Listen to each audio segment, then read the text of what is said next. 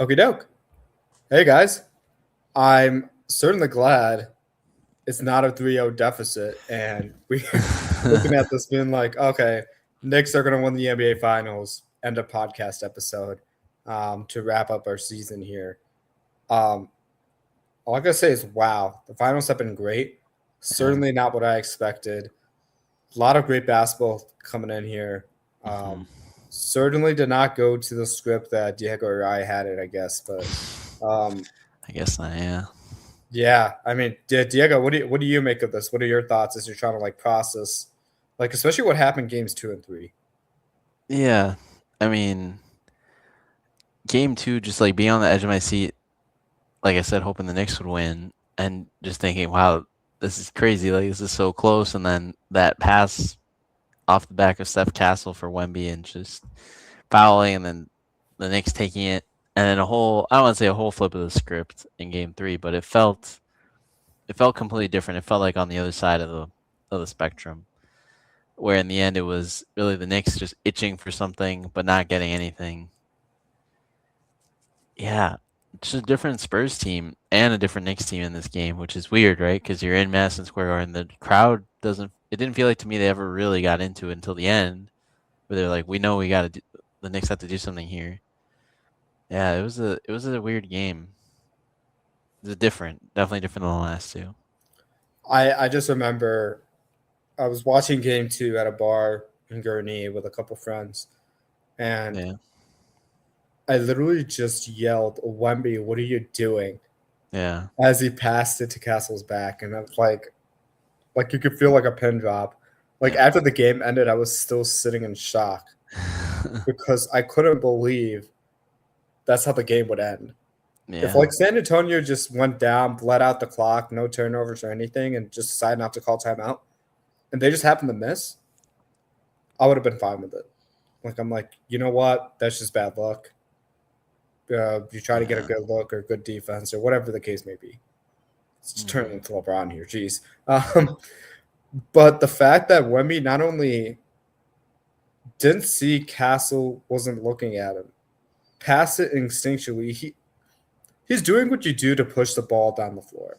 Like he's Yeah. trying to create an advantage so the Knicks don't have a set defense. I get it. But Castle wasn't even looking at him.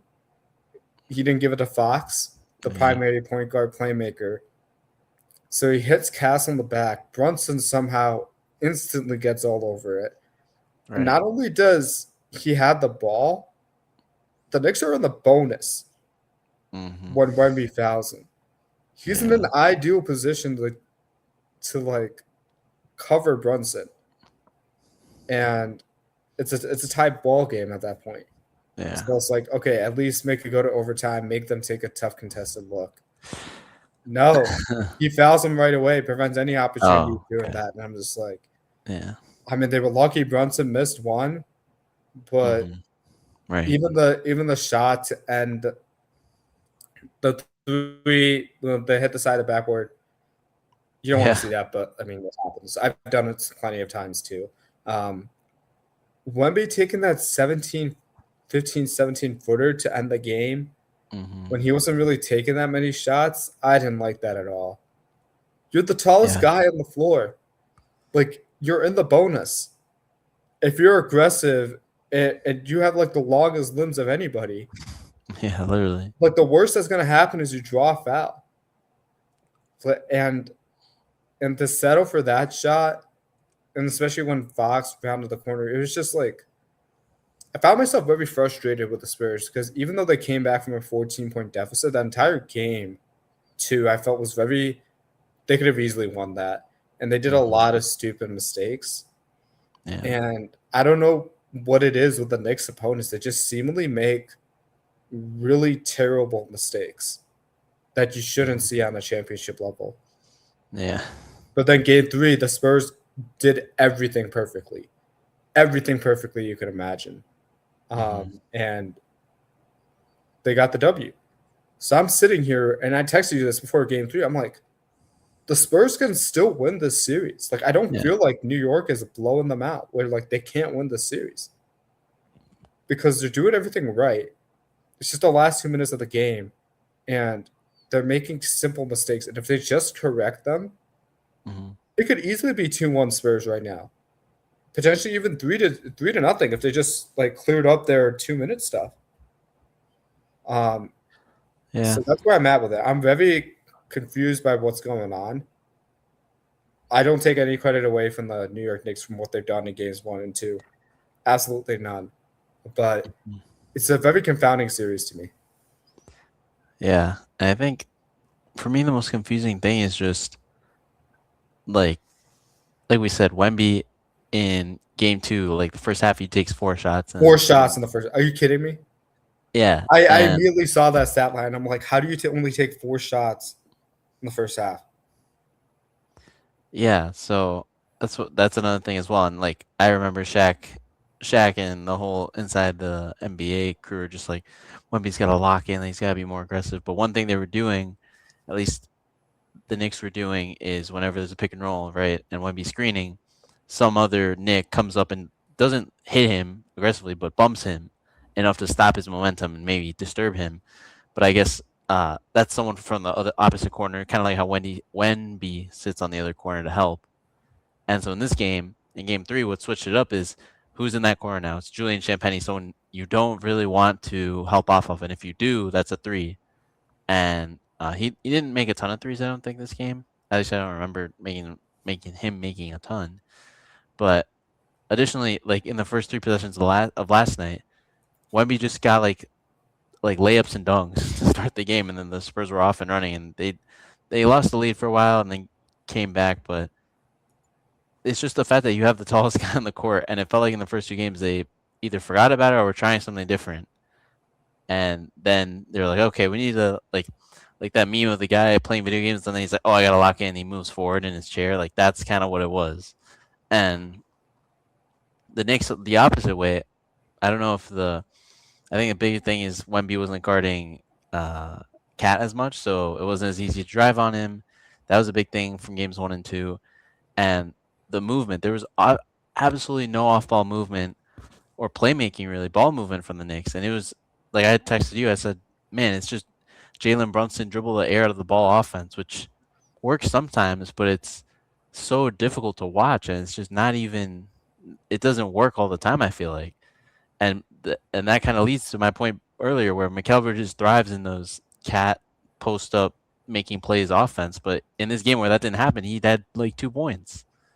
So Well, that's because like in the first 3 minutes he had like 2 fouls, right? that's So true. But how very many very shots did he early take? in the game, they were just taken out of rhythm, making Mm-hmm. substitutions way Yeah, earlier than expected.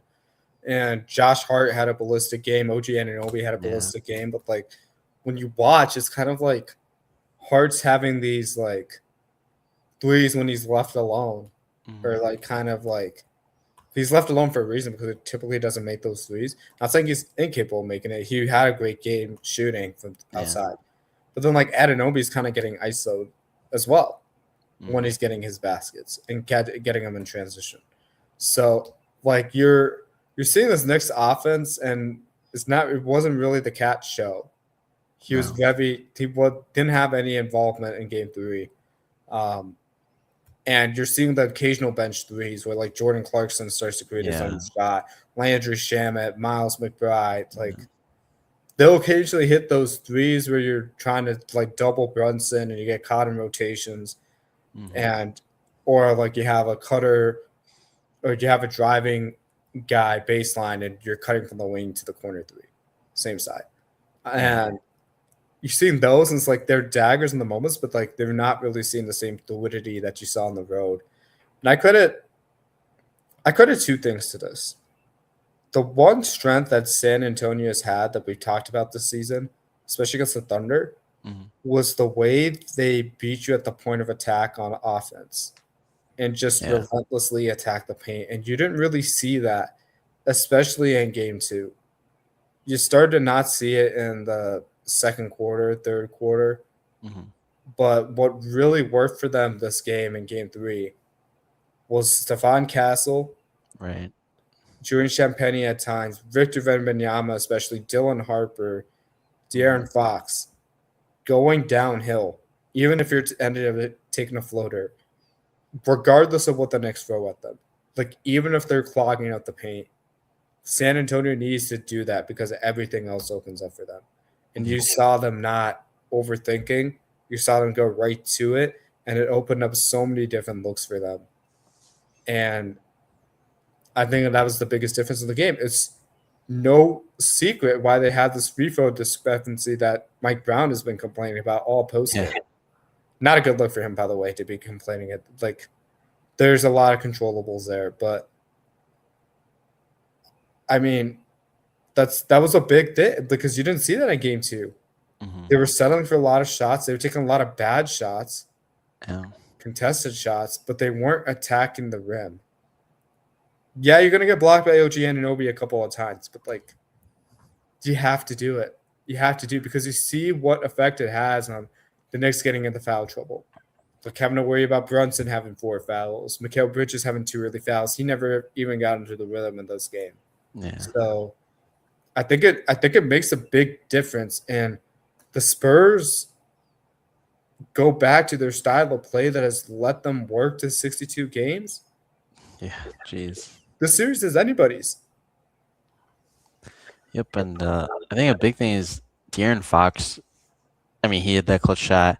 Game 2, he came alive and they didn't win. But here in Game 3, I don't think he played as well. But he's still him and Wemby pick and roll really dangerous. And a big thing the Spurs are doing as well is this I think you have to do from game minute 1 of Game 1, the first time you catch the ball as an offense is punish Jalen Brunson for being on the court defensively.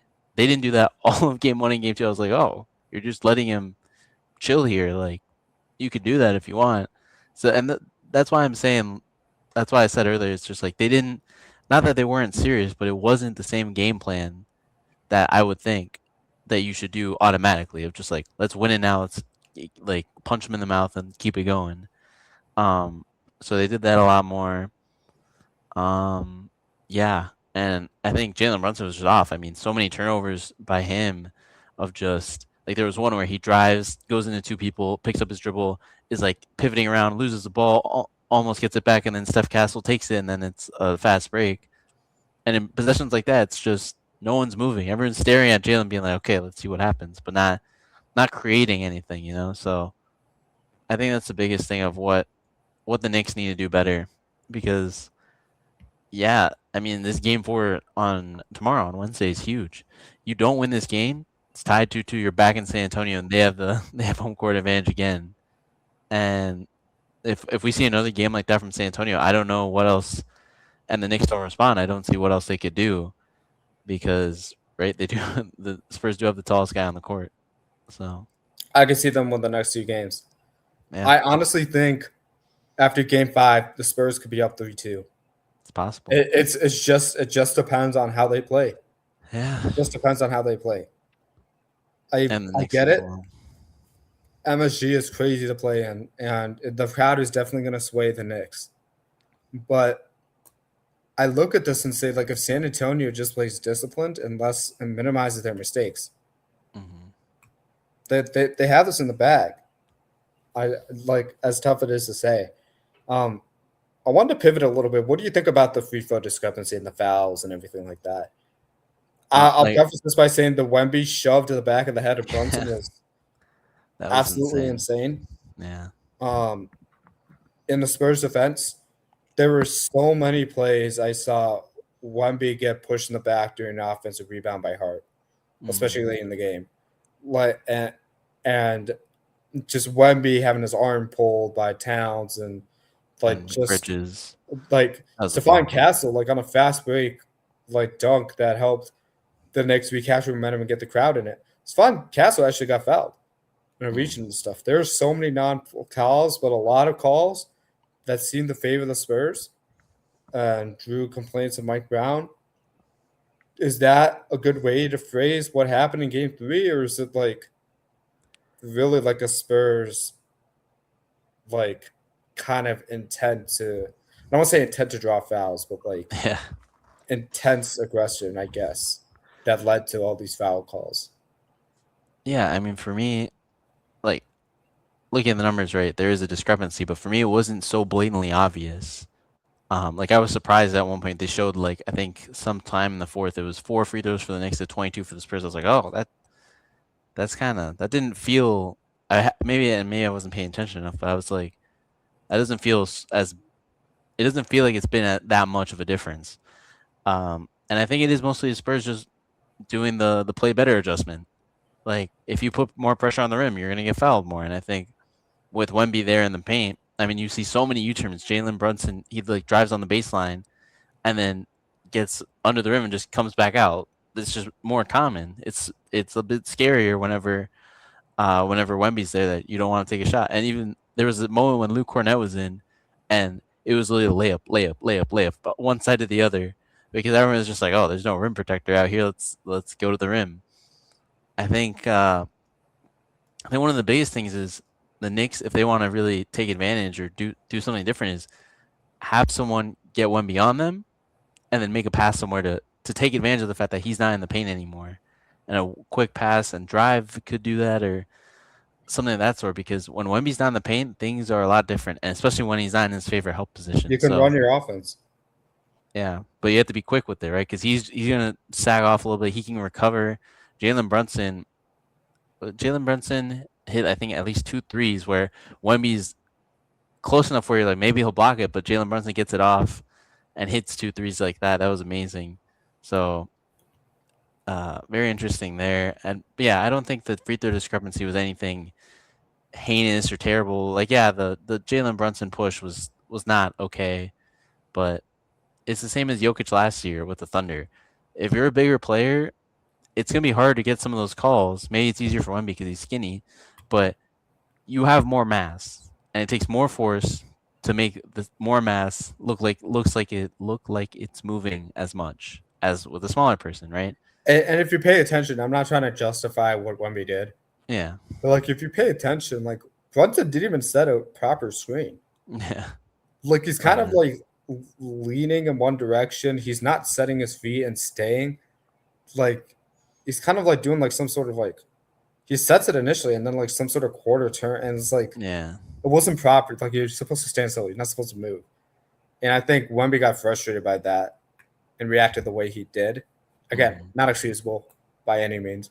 Um, but yeah, I just found it really odd. And then I thought Josh Hart blatantly overreacted when Luke Cornett was trying to Yeah, get the ball the inbound and like he's just like, "You're in my way, move." yeah, Like yeah, it's just like I get it, you want to be hyped, but like Cornett's not like he's not coming at you, dog. Like chill. yeah. Like it's just a lot of like I felt like blatant overreactions. Um, so there's a Mhm. little bit to that. From a schematic perspective, I thought San Antonio made a big adjustment, which led to a lot of the Wemby lobs and seemingly out of position when you're referring to the Knicks defense.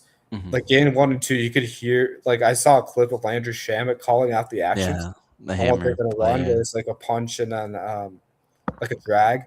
So Mhm. like you have one guy like your point guard like driving down the court, Mhm. particularly a down one baseline, then you have your shooter having a screen set from him from the wing to the corner on the opposite side. And the Knicks were able to read that beautifully. Well, San Antonio wasn't going to stay like that. They made adjustments. Game 3, they used a lot of double drags. Did use different actions to create spacing, like you mentioned with Champagny, and it led to a lot of dunks for Wemby. And I think they're going to continue to need to readjust that. Um, Personally, if you're up to me, I know Harper got 32 minutes, Yeah. but when Brunson or Cat is on the bench and you got a guy like Mitchell Robinson up there, like Mhm. you gotta get Dylan Harper and more guards out there to put penetration to the defense Yep. and get these guys in foul trouble. Make these shooters guard. Like Yeah.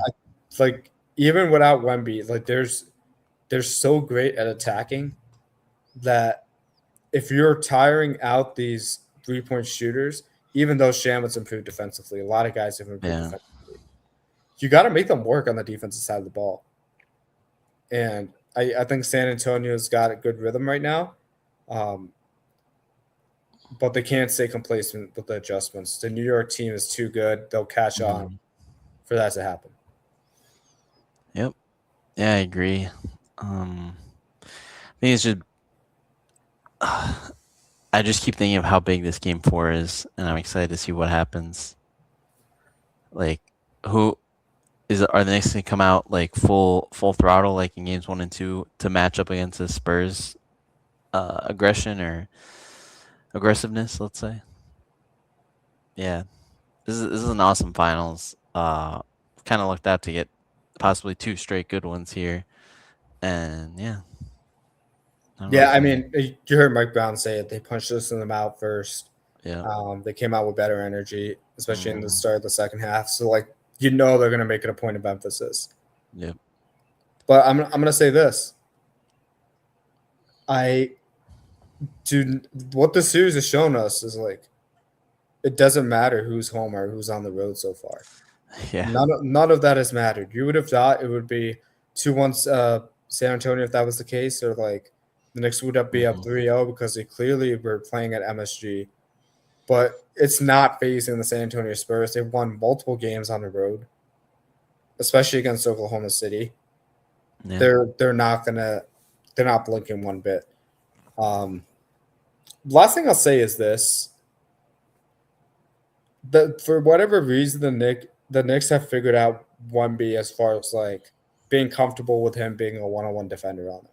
It was Yeah. like Jose Alvarado or like OG Anunoby. That was yeah. It's almost like a mirror image of like OG Anunoby dunking on 1B, how it happened from game 2 to 3. It's like a Yep. speaking image. The only difference was like I think on a broadcast they mentioned OG Anunoby had a slight bump, like Yeah. to make sure like 1B was off him and get into it. And game 3 he didn't do that because he beat him so Mm-hmm. cleanly. If you're able to get 1B to like keep moving when you stop on a dime, even Yep. at 7 foot, it's very hard for him to get to that shot. So I found that very interesting. But I don't think it's gonna matter with how great the San Antonio Spurs are at pressuring the ball. When they're locked in and pressuring the ball and switching, like it's just only a matter of time. Mm-hmm. Um, and yeah, I mean, I guess the actual last thing I'll say is this: New York's got to have it. They need to control their aggression. I never thought I would be saying this, Yeah. but like you could see Cat and like Josh Hart just kind of lose control themselves in the game, and Mm-hmm. you can't have that happen. Absolutely cannot have that happen. Yep. I think maybe it's a bit of pressure being at home with all these Knicks fans. Is They turned it over the first 2 possessions out of the 3. Yeah, it was Yeah. ugly. There's a balance between right being not dialed, kind of just like I don't want to say sleepy, and it's being too hyper aggressive, which maybe you could have said about Josh Hart in that interaction with Cornette. And yeah, one other thing is like we said, this is a weird home court advantage hasn't mattered series, right? The the away team has won every game. Reminds me of the 2021 first round between the Mavs and the Clippers, where it was actually like that until Game 7 that the Clippers won at home. So who knows if we get that here? That'd be really interesting. But yeah, and I think that would be a Knicks win if it followed that. That was one thing I wanted to say after you said the home court advantage didn't matter. I mean, if they're turning it over 13 times Yeah. and leading to 21 Spurs points, Mm-hmm. I don't think it matters. They got to take care of Such a the tight ball. game. It's what let them to have success. Yep. Last thing here, have you changed your finals pick at all through 3 games? Nope. Still pushing the Knicks. Have you? I mean, I flirted with it after game 2, obviously, but Yeah. I'm gonna still after game 3. I might adjust it to say Spurs in 7. Yeah. It's gonna be very difficult for me to see them win the next 3 straight. Mm-hmm. Um, It's possible, and but they can yeah. win the next 2 straight. I think there's a path for them to do that, but Mm-hmm. I don't think the Knicks will let them win 3 straight like this. I think they're too good Yeah. of a team. They have a great head coach where they can make adjustments to any game series. So they might get game 4 3-1 series, but I think the Spurs can get game 5. Mm-hmm. And in that case, Yeah. it'll probably go 7 in order for the Spurs to win it. Yeah, it has to, and then If it goes New York in 6, that'd be big. that could be 2. That could be a 2 because they just have the 2 home games, but they got one Mm-hmm. mulligan. But Yep. I'll say this: San Antonio plays their best when the chips are down, and they Yeah. just absolutely have no chance in a series in people's eyes. They've done it all year, and it's really up to them. Like, I don't think the series will be decided by the Knicks. I think it'll be decided Yeah. by the Spurs. Like, what kind of energy they continue Yeah. to come out with. Yeah, I guess I'd have to see what the Knicks' best punch is against this San Antonio improved Because focus. they haven't lost in 13 games, right? 2 months. Like, how will they Yeah. respond? There's a lot of pressure on the Knicks in game 4, despite them being up Yep. 2-1. A lot of pressure. Yeah, to Yeah. prove that all that winning wasn't against these bad. I don't want to say the bad Eastern Conference teams, the not as great Eastern Conference teams, and the Spurs team that, like I just said, maybe wasn't playing their best game for who knows Wemby why. was 6 to 21. Terrible Yeah. turnover in the last minute. San Antonio Yep. had full control of that game. Yep. Really, both So, games, except the last 2 minutes. So, yeah, I mean, should be fun. Hopefully, when we jump on next week, it's not recapping the finals end. I want it to go as long as yeah. possible, but Yeah. thanks, Diego. Yeah. Thanks, It's everyone. gonna be a fun rest of the finals watch. Can't wait for it. Hope you guys can't wait for it too. So hope you enjoy tomorrow's game 4. We'll know a lot more after that. And Diego, do you have anything else you want to recap for today? Nah, just enjoy the finals. We'll do, sir. On the Yeah. mission for that. You Yeah. can follow our Instagram channel at amon.a.mission down below. Full length YouTube videos are on our Amon A Mission channel. That's our name there. And yeah, listen to what the man said. Enjoy game 4, enjoy game 5, and hopefully there's a game 6 next week. Until then, We'll see. See ya. peace and love, guys.